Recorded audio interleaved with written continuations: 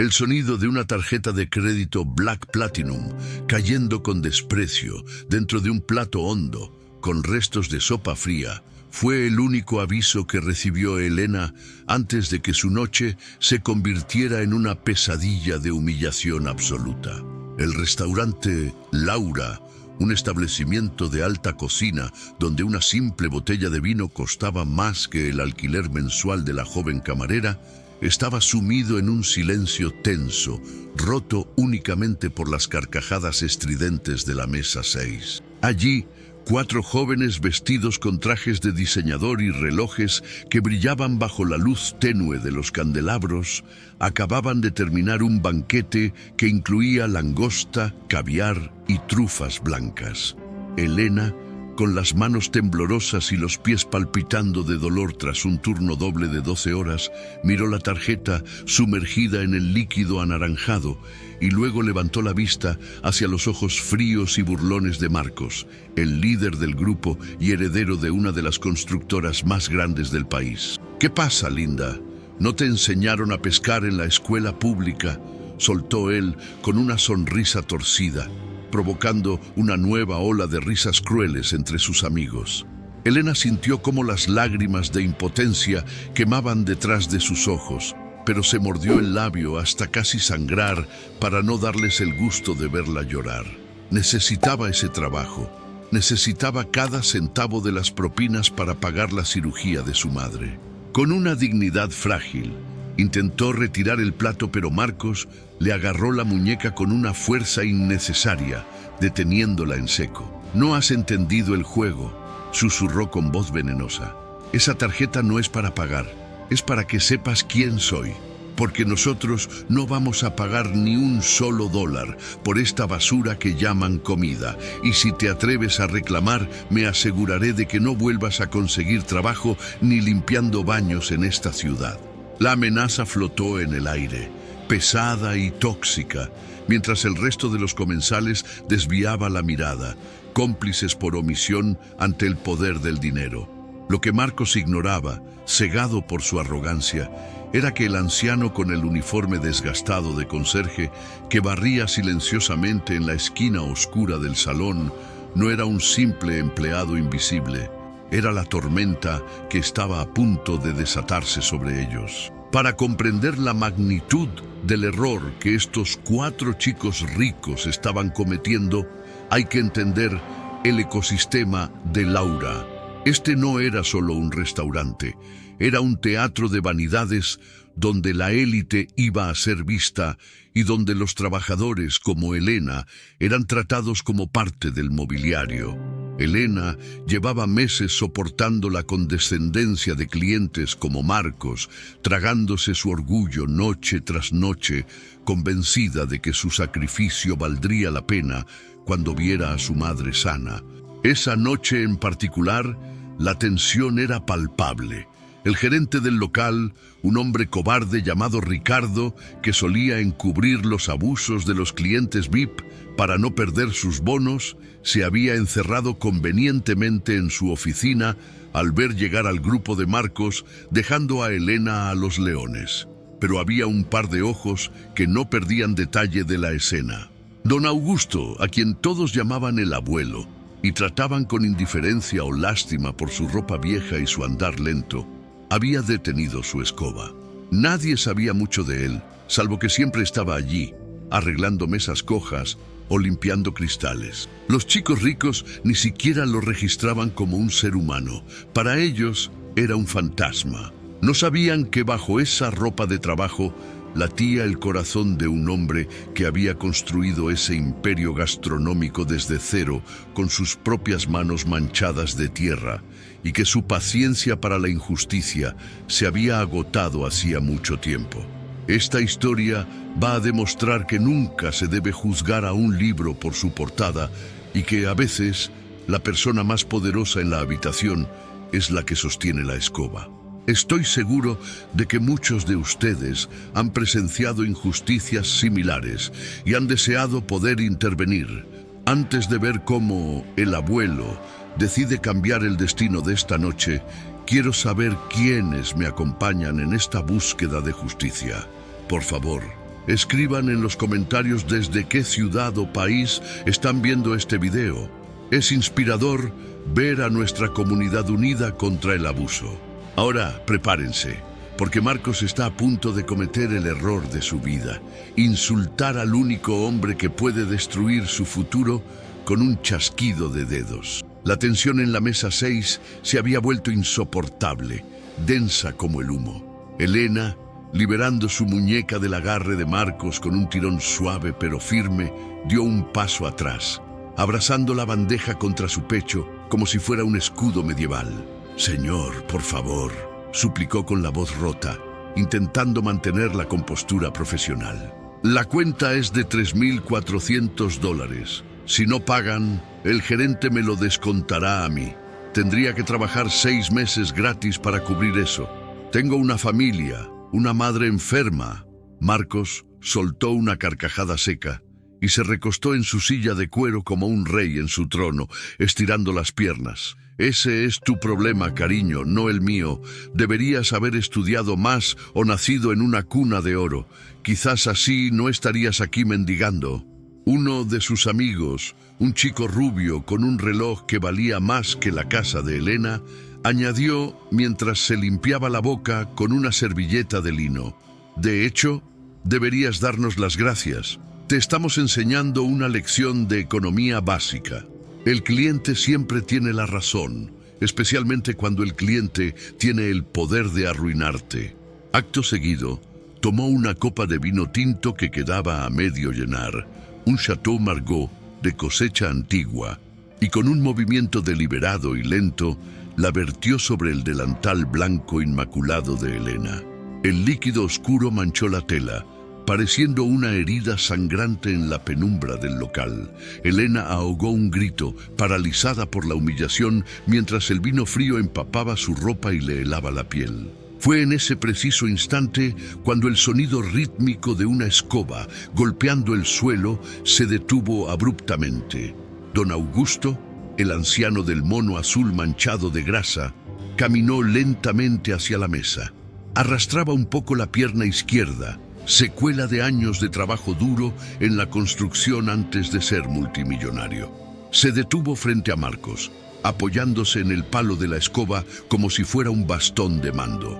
Su rostro estaba surcado de arrugas profundas que contaban historias de sacrificio, y sus manos estaban callosas, pero sus ojos tenían un brillo de acero que no correspondía a un simple conserje. «Joven», dijo don Augusto, con una voz rasposa pero firme que cortó el aire, «creo que ha habido un malentendido. La señorita ha trabajado duro toda la noche. La comida fue preparada por chefs que llevan despiertos desde el amanecer. Ustedes se comieron hasta la última miga y bebieron hasta la última gota. Pagar es lo único honorable». La mesa se quedó en silencio por un segundo, un silencio atónito ante la audacia del personal de limpieza, antes de estallar en una nueva ronda de risas, más fuertes y crueles que antes. Marcos miró al anciano con una mezcla de asco e incredulidad, como si una cucaracha le hubiera hablado. «¿Y tú quién eres, el abuelo de la Cenicienta?», escupió Marcos, poniéndose de pie para imponer su altura sobre el anciano. «Vuelve a tus baños, viejo. Aquí huele a dinero y tú hueles a lejía y fracaso. No te metas en asuntos de gente importante». Don Augusto no se movió ni un milímetro. No bajó la mirada ante la agresión. «El respeto no tiene olor, muchacho, pero la falta de educación apesta a kilómetros. Paga la cuenta y pídele disculpas a la dama. Es tu última oportunidad».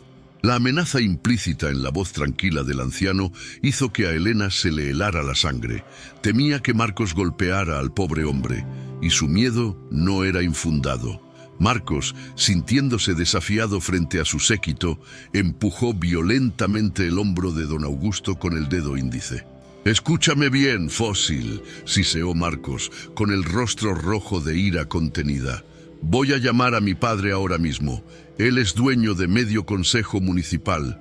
Voy a hacer que clausuren este antro por insalubridad y que te despidan a ti primero para que te mueras de hambre en la calle. Y a ella la voy a acusar de robo». Marcos sacó su teléfono de última generación, listo para hacer la llamada que destruiría la vida de todos en ese local. Ricardo, el gerente, salió corriendo de la cocina al escuchar los gritos, pálido y sudoroso, y comenzó a disculparse con Marcos, ignorando a Elena y gritándole a don Augusto que se fuera a la bodega. Parecía el fin, el mal había ganado. Pero entonces don Augusto suspiró, un sonido profundo de decepción, y con una calma aterradora caminó hacia la puerta principal del restaurante.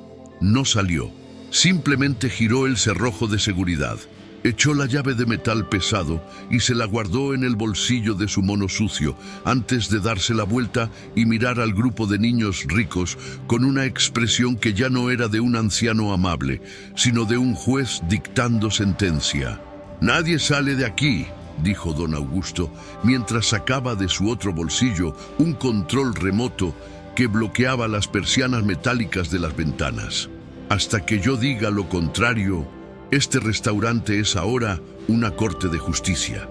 El zumbido metálico de las persianas de seguridad descendiendo bloqueó la vista de la calle y sumió el restaurante Laura en una atmósfera claustrofóbica, iluminada únicamente por la luz artificial de las lámparas de araña que ahora parecían interrogar a los presentes. El sonido de los cerrojos automáticos al sellarse fue definitivo, como el golpe de un mazo en un tribunal.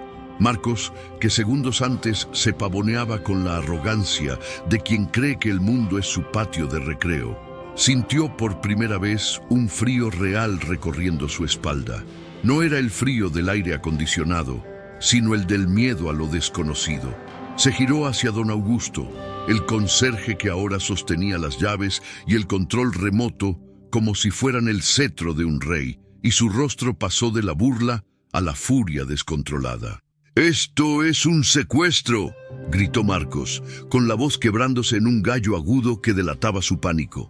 «Estás cometiendo un delito federal, viejo loco. Mis abogados te van a enterrar bajo la cárcel. Ricardo, haz algo, imbécil. Quítale las llaves». Ricardo, el gerente, estaba hiperventilando cerca de la barra, aflojándose la corbata con manos sudorosas. Estaba atrapado entre la espada y la pared, el miedo a su cliente VIP y el terror que le provocaba la repentina transformación del anciano que él mismo había contratado por lástima, o eso creía. «Don Augusto, por favor», balbuceó Ricardo, dando un paso vacilante hacia el anciano. «Esto ha ido demasiado lejos. Abra las puertas. Marcos es hijo de Roberto Valladares. No podemos retenerlo. Piense en el restaurante. Piense en mi empleo». Don Augusto ni siquiera se giró para mirarlo. Simplemente levantó una mano, un gesto tan autoritario que detuvo a Ricardo en seco. «Tu empleo, Ricardo, dejó de existir en el momento en que permitiste que esa chica fuera humillada y no hiciste nada. Ahora siéntate y calla, o te acusaré de complicidad en los delitos que estos jóvenes han cometido esta noche: vandalismo, agresión y estafa». La voz de Augusto era tranquila, lo cual la hacía mucho más aterradora que los gritos histéricos de Marcos. Elena, todavía abrazando su bandeja manchada de vino, miraba al anciano con los ojos muy abiertos. Nunca había visto a don Augusto así. Siempre había sido el hombre amable que le guardaba un dulce en el casillero o le preguntaba por su madre. Ahora parecía un general en el campo de batalla. Marcos, viendo que el gerente era inútil, decidió jugar su carta más fuerte. Sacó su teléfono móvil con manos temblorosas y marcó un número, poniendo el altavoz al máximo volumen para que todos escucharan la sentencia de muerte del anciano. «Vas a ver, viejo estúpido. Voy a llamar a mi padre. Él tiene al jefe de policía en marcación rápida. En 10 minutos, este lugar estará rodeado de SWAT y tú saldrás en una bolsa negra». El tono de llamada sonó 1, 2, 3 veces en el silencio sepulcral del restaurante. Finalmente, una voz gruesa y potente contestó: «¿Marcos? Estoy en una reunión con inversores japoneses. Más te vale que sea importante». Papá, tienes que ayudarme», gritó Marcos, acercándose al teléfono como si fuera un salvavidas. Estoy en Laura, un empleado loco, un conserje. Nos ha encerrado, nos tiene secuestrados, cerró las persianas y no nos deja salir. Dice que nos va a dar una lección. Tienes que mandar a la policía, dile al comisario Vargas que venga armado. Hubo una pausa al otro lado de la línea, seguida por el sonido de una silla arrastrándose, como si Roberto Valladares se hubiera puesto de pie de golpe. ¿Un conserje te secuestró? ¿En Laura? Marcos, pásame con él. Ahora. Marcos sonrió con una mueca triunfal y cruel. Extendió el teléfono hacia don Augusto, como si fuera un arma. Toma, mi padre quiere decirte tus últimas palabras. Don Augusto caminó lentamente hacia el teléfono. No lo tomó. Simplemente se inclinó sobre la mesa, apoyando sus manos callosas en el mantel manchado, y habló claro y fuerte hacia el dispositivo. Buenas noches, Roberto. ¿Cuánto tiempo sin oír tu voz temblar? El silencio al otro lado de la línea fue absoluto, pesado, denso. ¿Quién habla?, preguntó Roberto Valladares, pero su tono ya no era de furia, sino de confusión y una cautela repentina. La voz le resultaba familiar, una voz de su pasado, una voz que creía enterrada u olvidada en los archivos de sus pesadillas financieras. Soy el hombre que firmó tu primer préstamo hace 30 años, Roberto. El hombre que te salvó de la bancarrota en el 2008 cuando nadie más quería tocar tus activos tóxicos. Soy el hombre que barre el suelo de este restaurante porque me gusta ver cómo la gente trata a los que no tienen nada, para saber a quién debo prestarle mi dinero y a quién debo destruir. Don Augusto hizo una pausa dramática. Soy Augusto, Augusto Lerna. Al otro lado del teléfono se escuchó un jadeo audible. Marcos miró el teléfono confundido. Augusto, ¿quién diablos es Augusto Lerna, papá? Dile que lo vas a matar. Pero la respuesta de su padre no fue una amenaza. Fue un susurro aterrorizado. Señor Lerna, don Augusto, yo pensé que usted estaba retirado en Europa. Pensé que había vendido sus acciones. Sigo siendo el accionista mayoritario de tu constructora, Roberto, dijo don Augusto, su voz fría como el hielo. Y de este restaurante, y del banco donde tu hijo tiene esa tarjeta de crédito negra que le gusta tirar a la sopa. Y ahora mismo estoy viendo a tu hijo comportarse como un animal. Ha agredido a una de mis empleadas. Ha manchado mi local y ha intentado humillarme. Tienes dos opciones, Roberto. Opción A, vienes aquí y le enseñas modales a tu hijo delante de mí. Opción B, mañana por la mañana ejecuto las cláusulas de rescisión de todos tus contratos y dejo a tu familia en la calle. Tú eliges. Marcos palideció hasta volverse transparente. Miró el teléfono como si fuera una granada activa. ¿Papá? ¿De qué está hablando? Es un conserje. ¡Cállate, imbécil!, rugió Roberto a través del teléfono, tan fuerte que el altavoz distorsionó. No te atrevas a hablarle así. Ese hombre es dueño de la mitad de la ciudad. No te muevas. Voy para allá ahora mismo. Y Marcos, si él te dice que te tires al suelo, te tiras al suelo. ¿Me oíste? La llamada se cortó abruptamente. El silencio volvió al restaurante, pero ahora tenía un sabor diferente. Ya no era el silencio del miedo de Elena, era el silencio del terror absoluto de Marcos y sus amigos. Los tres acompañantes de Marcos se alejaron de él lentamente, como si tuviera una enfermedad contagiosa, dejándolo solo en el centro de la pista. Don Augusto se enderezó, sacudiendo un poco de polvo imaginario de su mono sucio. Bien, dijo el anciano, mirando a Marcos, que temblaba visiblemente. Tu padre viene en camino, pero va a tardar unos 20 minutos con este tráfico. Y en esos 20 minutos, tú y yo vamos a tener una pequeña lección de limpieza. Don Augusto caminó hacia el armario de suministros y sacó un cubo lleno de agua sucia y una fregona vieja y maloliente. Regresó a la mesa 6 y dejó caer la fregona a los pies de Marcos, salpicando sus zapatos italianos de $1000 con agua gris. El vino que tiraste no se va a limpiar solo, dijo don Augusto. Y el delantal de Elena tampoco. Empieza a fregar. Marcos miró la fregona con horror. Su ego estaba luchando contra su instinto de supervivencia. Yo no limpio suelos, susurró, al borde de las lágrimas. Hoy sí, respondió don Augusto. Pero justo cuando Marcos, derrotado y humillado, se agachaba temblando para tocar el palo de la fregona, las sirenas azules y rojas iluminaron las rendijas de las persianas. No era el padre de Marcos, eran sirenas de policía, muchas, y alguien estaba golpeando la puerta principal con un ariete. «Policía, abran inmediatamente. Tenemos informes de una situación de rehenes con armas», gritó una voz amplificada desde fuera. Marcos se levantó de golpe, una sonrisa maliciosa y desesperada cruzando su rostro. Había enviado un mensaje de texto a la policía antes de llamar a su padre, reportando un hombre armado loco. Sabía que la policía disparaba primero y preguntaba después. «¡Aquí!», gritó Marcos hacia la puerta, señalando a don Augusto. «¡Tiene un arma! ¡Me va a matar! ¡Entren!». La puerta principal estalló hacia adentro con un estruendo ensordecedor de madera astillada y metal doblado. El estruendo de la madera astillada y el metal retorcido de la puerta principal, al ceder ante el ariete táctico, llenó el restaurante Laura de una nube de polvo y esquirlas. Antes de que el eco del impacto se disipara, 4 oficiales del equipo SWAT irrumpieron en el salón, con sus rifles de asalto levantados y las linternas tácticas cortando la penumbra como espadas de luz. «¡Policía! ¡Manos arriba! ¡Al suelo ahora mismo!», gritaban las voces autoritarias, creando una cacofonía de órdenes diseñada para desorientar y someter. Marcos, viendo su oportunidad dorada para convertir su mentira en una tragedia irrevocable, se lanzó al suelo cubriéndose la cabeza y señaló frenéticamente hacia don Augusto con un dedo tembloroso.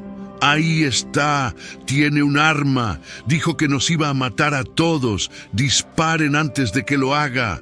Los láseres rojos de las miras de los rifles barrieron el salón y convergieron en el pecho del anciano, en el mono de trabajo. Don Augusto no se movió, no levantó las manos, permaneció de pie, apoyado en su escoba, mirando a los oficiales con una calma que desafiaba la lógica de la supervivencia. El dedo del oficial líder se tensó en el gatillo.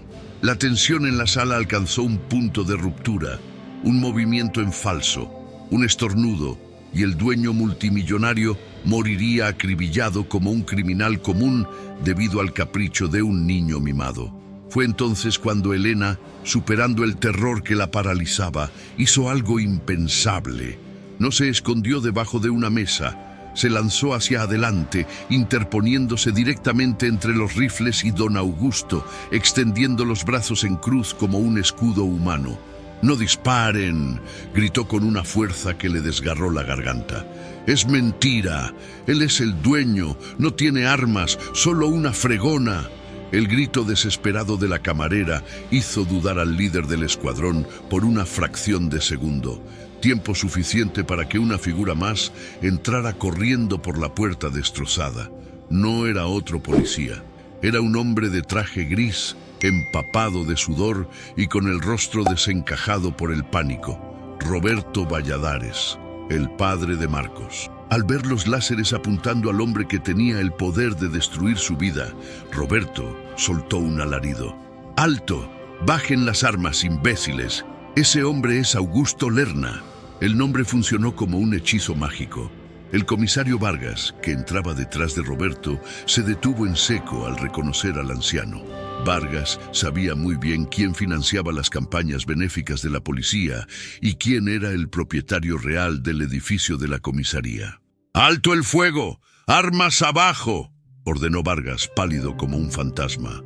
Los oficiales bajaron los rifles, confundidos. El silencio volvió al restaurante, pero esta vez era un silencio cargado de una verdad inminente. Marcos, que seguía en el suelo fingiendo ser una víctima, levantó la cabeza lentamente, dándose cuenta de que el guión de su película acababa de cambiar drásticamente. «Papá», empezó a decir, intentando levantarse, «este viejo loco nos secuestró. Él, Roberto Valladares no dejó que su hijo terminara la frase. Cruzó el salón con pasos largos y pesados. Agarró a Marcos por la solapa de su chaqueta de diseñador y lo levantó del suelo como si fuera un muñeco de trapo. El sonido de la bofetada resonó en todo el local, un golpe seco y brutal que cayó incluso los sollozos de Elena. ¡Cállate!, rugió Roberto con los ojos inyectados en sangre. Acabas de intentar que la policía ejecute al hombre más poderoso de la ciudad. Has mentido a la autoridad, has deshonrado mi apellido. Roberto empujó a su hijo hacia los pies de don Augusto. Míralo, míralo bien. Ese viejo loco es el dueño de la hipoteca de nuestra casa, Marcos, y tú acabas de escupirle en la cara. Don Augusto, que no había parpadeado durante el asalto, dio un paso adelante.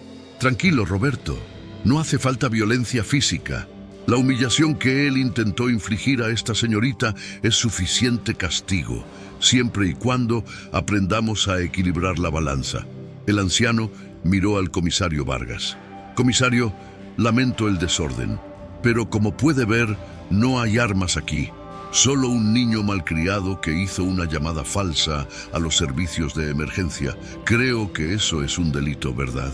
Vargas asintió vigorosamente sacando sus esposas. Falsa denuncia y poner en peligro la vida de oficiales y civiles. Es un delito grave, don Augusto. Podemos llevárnoslo ahora mismo. Marcos comenzó a llorar, una mezcla patética de miedo y vergüenza. Papá, haz algo. No dejes que me lleven. Roberto miró a don Augusto suplicando con la mirada. Don Augusto suspiró y miró a Elena. ¿Qué opinas, Elena? ¿Cárcel o trabajo?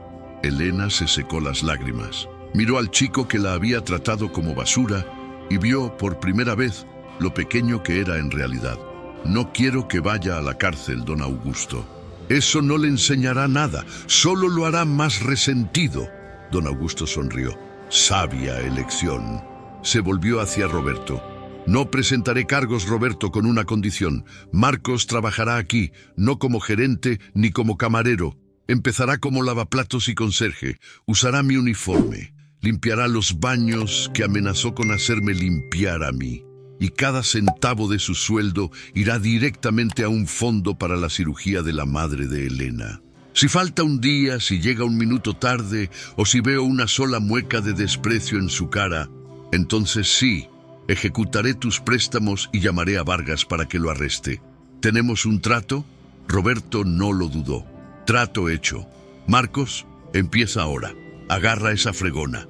Marcos, temblando, miró a sus amigos, que seguían escondidos en un rincón, grabando todo con sus teléfonos, traicionándolo como él había traicionado la decencia. Sin nadie que lo salvara, Marcos tomó la fregona sucia que don Augusto le había ofrecido antes. Empezó a limpiar el vino que él mismo había derramado bajo la mirada de su padre, de la policía y, lo más importante, de Elena. Cuando la policía se retiró y el ambiente se calmó, don Augusto se acercó a Elena. Lamento que hayas tenido que pasar por esto, hija. Ricardo fue un cobarde y Marcos un abusador. Pero tú te interpusiste ante un rifle para salvar a un viejo conserje. Eso demuestra un carácter que el dinero no puede comprar. Don Augusto sacó un sobre de su bolsillo interior. Este era el bono de Navidad para Ricardo, pero creo que ahora te pertenece. Además, he hablado con el director del hospital universitario. Tu madre será operada mañana por el mejor especialista. Corre por cuenta de la casa.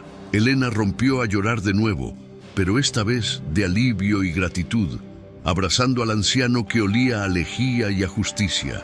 6 meses después, el restaurante Laura brillaba bajo la dirección de su nueva gerente general. Elena, vestida con un traje elegante, supervisaba el salón con una sonrisa segura. En la cocina, un joven con un mono azul gastado fregaba ollas gigantes con sudor en la frente. Era Marcos. Ya no llevaba relojes caros ni tenía amigos aduladores. Tenía callos en las manos y una mirada de humildad que nunca tuvo en su vida anterior. Don Augusto entró por la puerta de servicio, saludando al personal. Se detuvo junto al fregadero. Marcos levantó la vista, apagando el grifo. «Buenas noches, don Augusto», dijo Marcos con respeto genuino. «Buenas noches, hijo», respondió el anciano. «He oído que Elena está contenta con tu trabajo. Dice que eres el mejor lavaplatos que hemos tenido». Marcos sonrió levemente, una sonrisa cansada pero honesta. «Aprendí que es más difícil limpiar la suciedad que causarla, señor». Don Augusto asintió y salió al salón principal, donde Elena lo recibió con un abrazo. El restaurante estaba lleno, la comida era deliciosa, pero lo mejor de Laura no estaba en el menú. Estaba en la lección invisible que flotaba en el aire. El verdadero poder no es tener a quien mandar, sino tener la integridad para servir. Y en esa mesa 6, donde todo comenzó, ahora había una placa pequeña de bronce que decía: «Aquí se sirve respeto. El precio es la humildad».